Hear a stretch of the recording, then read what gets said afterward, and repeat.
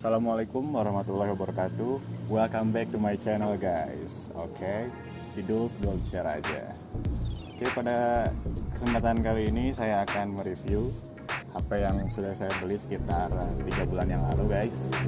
Ini Xiaomi Redmi Note 8 Pro guys. Oke, ingin tahu bagaimana spesifikasi dan hal-hal lain yang menarik tentang HP ini? Silahkan ditonton saja guys. Oke. Pertama saya mau bahas harga guys. Jadi harga pas saya beli itu di bulan Februari adalah 2.999.999 guys. Saya beli di marketplace online ya, di official store-nya Xiaomi. Dan saya kebetulan dapat potongan guys 100.000. Jadi uang keluar saya sekitar 2.890.000 guys. Oke. Kemudian saya cek di marketplace seperti JD.ID dan Tokopedia pada hari ini, yaitu tanggal saya rekaman sekarang itu 14 Mei 2020. Itu harganya untuk di JD.ID 2.899.000 guys. Dan ada diskon pembelian 11 sampai 16 Mei, jadi harganya bisa kita tebus 2.799.000. Kemudian untuk Tokopedia dia menawarkan di official store-nya itu 2.999.000 dan ada periode diskon dari tanggal 14 sampai 17 dan 25 sampai 31 Mei 2020. Jadi kalian bisa nebus dengan harga 2.899.000 guys. Gimana nih? Dari segi harganya masih stabil kan ya? Belum ada penurunan, masih sekitar 3 jutaan lah. Kemudian sekarang kita lanjut ke spesifikasi guys. Oke. Bisa dilihat ukuran layarnya itu 6,53 inch guys, Full HD Plus, IPS LCD dengan ukuran pixel 1080x2340. Chipsetnya itu Helio G90T dan Android 9 Pie ya. Kemudian untuk kapasitas RAM-nya itu ada 6 GB dan memori internalnya ada 2 varian, yaitu ada yang 64 GB dan 128 GB. Baterainya sendiri itu tidak bisa dilepas ya, non removable, cukup lega, 4500 Li-ion dan mendukung fast charging 18 watt guys. Oke, kemudian berat HP-nya 200 gram, jadi menurut saya ini lumayan ringan ya HP-nya. Kemudian untuk kamera depan dia memiliki resolusi 20 megapiksel f/2.0 wide, kemudian kamera belakang 64 megapiksel f1/9 wide plus 8 megapiksel f2.2 ultra wide plus 2 megapiksel f/2.4 makro dan 2 megapiksel f2.4 guys yang depth-nya ya. Jadi totalnya ini ada 4 kamera. Kemudian dekat dengan kamera belakang itu terdapat fingerprint guys. Jadi menurut saya sih ini cukup enak ya, tinggal disentuh aja pakai telunjuk untuk nyalain HP guys. Jadi sekali sentuh aja. Oke. Kemudian untuk pilihan warna cukup banyak sekali, namun kebetulan saya pakai yang Green Forest guys. Kalau menurut saya ini warnanya cukup menarik, eye catching, terlihat bagus dan mewah guys. Oke. Oh iya, saya lupa. Untuk charger HP itu dia tidak sampai 2 jam guys. Kalau pengalaman saya itu sekitar 1 jam 15 menit itu dari 20% bisa nyampe 90% guys. Oke, jadi menurut saya sih cukup cepat ya untuk charging ya, cukup fast chargingnya itu betul ya. Kemudian kita lihat dari desain body, ini menurut saya cukup mewah ya. Depan belakangnya dilindungi oleh Corning Gorilla Glass 5. Kemudian dari segi warnanya juga ini cukup bagus ya. Kemudian untuk tipe USB-nya dia USB Type-C. Ya, mungkin itu untuk bagian spesifikasinya guys. Lanjut masuk kita ke fitur kamera. Untuk fitur kamera ini lumayan lengkap ya guys. Oke, coba kita buka dulu kamera ya. Nah, di sini kita mulai satu persatu. Ada mode foto guys. Untuk mode foto sendiri ini bisa di ukuran normal 1 kali, kemudian 0,6 kali, ada juga yang ukuran 2 kali. Bisa juga dilakukan zoom in dan zoom out guys. Kemudian kita lihat di atas ini ada HDR, AI, kemudian makro, kemudian filter ya. Untuk mode foto ini bisa kita gunakan kamera depan dan kamera belakang ya. Oke. Kemudian kita masuk ke mode 64 megapiksel guys. Untuk mode ini hanya tersedia filter saja ini di bagian atas. Kemudian dia tidak bisa melakukan zoom in dan zoom out. Dan hanya tersedia untuk kamera belakang aja guys. Jadi gak bisa diklik untuk jadi kamera depan ya, untuk selfie gitu. Kemudian lanjut ke mode yang selanjutnya, yaitu mode portrait guys. Untuk mode portrait ini tersedia fitur AI dan bukaan lensa. Namun dia tidak bisa melakukan zoom in dan zoom out. Oke, hanya dengan mendekatkan atau menjauhkan kamera saja guys. Untuk bukaan lensanya sendiri ini dapat diatur sebelum pengambilan gambar guys. Nih, ini dia ya, bisa diatur. Kemudian bisa juga diatur setelah pengambilan gambar guys. Oke, jadi cukup bagus juga ya. Kemudian mode malam hari ini bisa kita lihat, dia bisa zoom in zoom out. Kemudian hanya tersedia kamera belakang dan tidak bisa dijadikan sebagai kamera depan guys. Lanjut ke mode panorama. Untuk mode panorama sendiri ini tidak bisa di zoom in zoom out, hanya tersedia menu ambil gambar aja. Geser sedikit-sedikit ke kanan ya guys. Oke.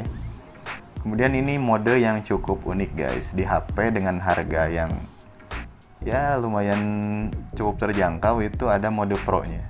Jadi dengan mode Pro ini kita bisa atur ya, kita bisa atur kameranya seperti mulai dari aperturnya, ISO, lensa dan sebagainya guys. Jadi seperti kamera profesional lah ya.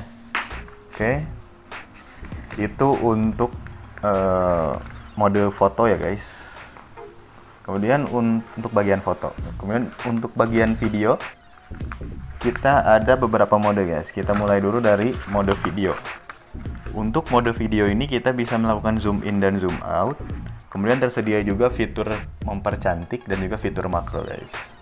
Kemudian untuk ukuran kualitas video kita bisa disetting mulai dari kualitas video yang 720 30 fps, 1080 30 fps, 1080 60 fps, 4K 30 fps. Nah, setelah saya coba rekam videonya satu-satu, itu yang paling bagus untuk dari sisi kestabilan ya guys. Itu yang paling stabil itu 1080 30 fps guys. Jadi video stabilizernya itu bekerja sangat baik pada kualitas 1080p 30 fps.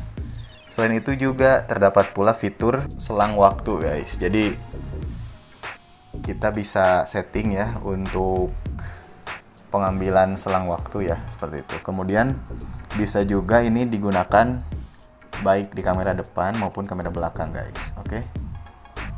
Kemudian selanjutnya adalah mode video singkat. Untuk mode video singkat ini cukup unik ya guys, karena di sini tersedia fitur musik ya. Jadi sambil kita merekam video, sambil kita mengisi musik di dalamnya itu bisa. Selain itu ada juga beberapa filter dan mode seperti sangat lambat, reguler, cepat, dan sangat cepat. Bisa dilakukan zoom in dan zoom out juga. Dan mode video singkat ini bisa dipakai di kamera depan dan kamera belakang. Oke. Nah, ini yang saya lucu ya, ada yang unik, yaitu ini TikTok sticker ya guys. Jadi ini itu ada bermacam-macam, namun memang kekurangannya itu stikernya cuma dikit ya gitu. Tapi menurut saya ini cukup bagus ya buat hiburan gitu ya. Oke, lanjut ke mode yang terakhir, yaitu mode gerak lambat atau slow mo ya guys. Nah, untuk mode gerak lambat sendiri ini terdiri dari beberapa fps. Dia bisa merekam mulai dari 120 fps dengan settingan kualitas video di 720p dan 1080p, 240 fps disetting di 720p, dan 960 fps juga hanya bisa disetting di 720p aja guys. Oke. Nah, berikut ini akan saya kasih contoh-contoh atau footage foto dan video yang saya rekam menggunakan Redmi Note 8 Pro guys. Oke.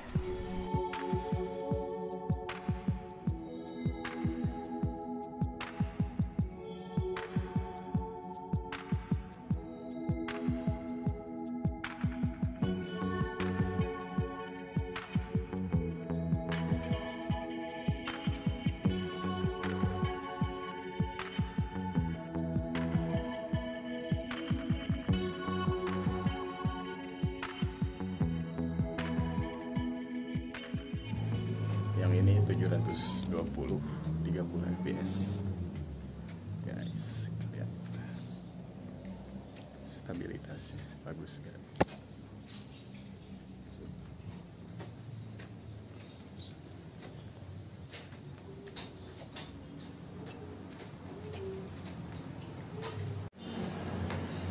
Yang ini kamera depan 1080 30 fps.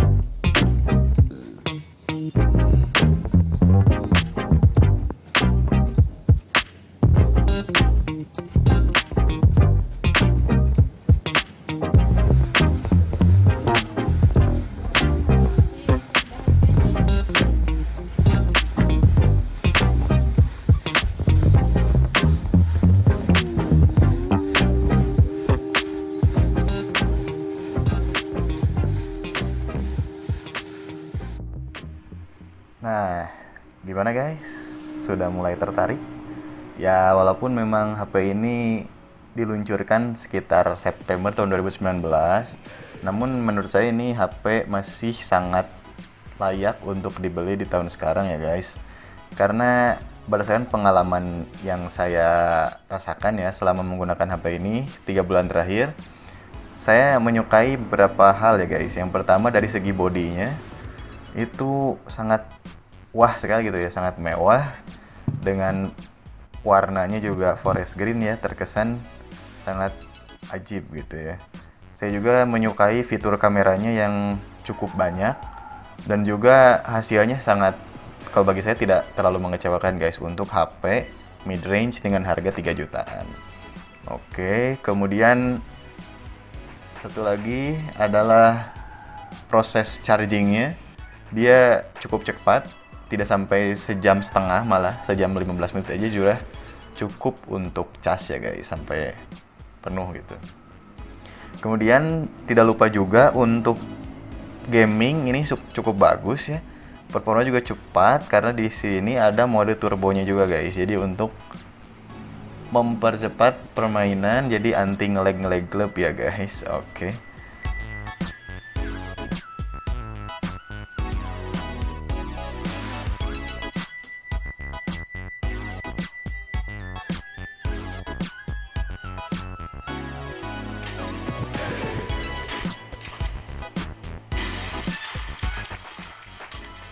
Namun yang agak saya sedikit kurang suka ya, akhir-akhir ini saya ngerasa baterainya itu cepat habis ya guys.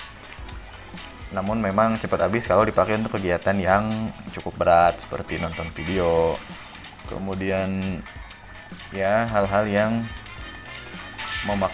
main game seperti itu. Namun kalau sekedar WA-an, buka-buka file, kemudian dengerin musik pakai headset ya masih oke lah ya. Kemudian yang kelemahannya lagi itu adalah, gak tahu nih, saat saya ngecas itu panas gitu ya. Jadi sangat cukup panas saat pengecasan dengan suhu hampir menyentuh 40 derajat gitu guys. Oke, itu aja sih. Selebihnya kalau menurut saya di harga segitu sangat worth it ya guys untuk kita beli. Oke, mungkin itu saja review Redmi Note 8 Pro dari saya. Mungkin kalau ada yang keliru atau kurang mohon dimaafkan dan juga mohon ditambahkan ya guys di kolom komentar. Next saya akan review lagi HP yang lainnya guys. Oke, terima kasih.